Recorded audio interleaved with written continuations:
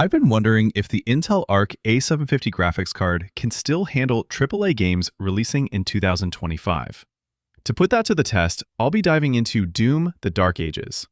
The big question is, can this budget GPU still deliver a truly satisfying gaming experience? By satisfying, I mean running the game at a solid 60 plus frames per second at 1080p with medium to high quality settings. The rest of the configuration I'm using isn't high-end either. We're pairing the GPU with a Ryzen 5 3600 CPU. That's a 6-core, 12-thread chip, which I think should be a pretty good match. I'm also running 16 gigabytes of DDR4 memory at 3200 MHz. Now, I'm not expecting any miracles when challenging this system with a brand new, modern game, but I'm hoping for a decent performance showing. In some of my previous videos, I've already tested this exact setup on titles like Borderlands 3, Doom Eternal, Red Dead Redemption 2, and even Cyberpunk. In all those cases, I managed to push the Intel Arc A750 to provide smooth gameplay even at 1440p. I did have to disable ray tracing on some games and enable frame generation, which Intel implements through its Xe supersampling technology. But let's be honest, all those games are 5 or more years old, and the Intel Arc A750 was released back in October 2022, so it makes sense that it was able to handle them. That said, while we are challenging the 750, we're hoping the recent driver updates really pull their weight and show us what this card is truly capable of in late 2025. Is the Intel Arc A750 still worth considering for budget builders heading into the next few years? Let's stop talking specs and get right into the action to find out. As soon as I booted up the game, the first thing I did was jump straight into the settings. I wanted to disable ray tracing, given my experience with previous titles and the big performance boost you get from turning it off. But I couldn't find the setting to disable it.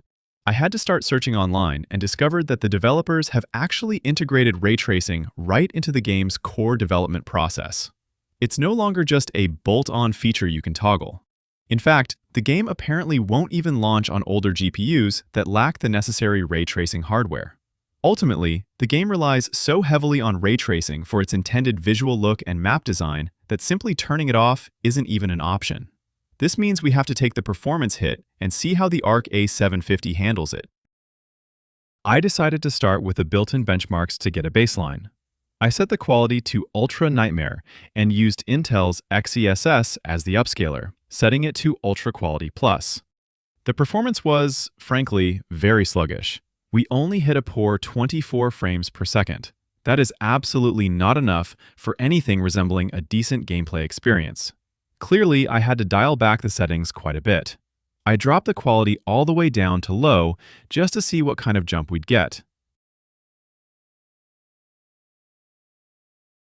Unfortunately, even at low, it only rendered 30 FPS, which is still far from the 60 FPS target we set out to hit.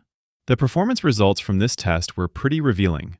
The CPU was averaging a solid 89 FPS, but the GPU was lagging miles behind. This clearly confirms that the Arc A750 is the bottleneck here. Then I tried another approach. I kept the quality on low, but switched to the built-in upscaler, TAA. This also increased the FPS to 36, which, you guessed it, is still not enough. So, the raw performance of this GPU is clearly not enough to run Doom: The Dark Ages.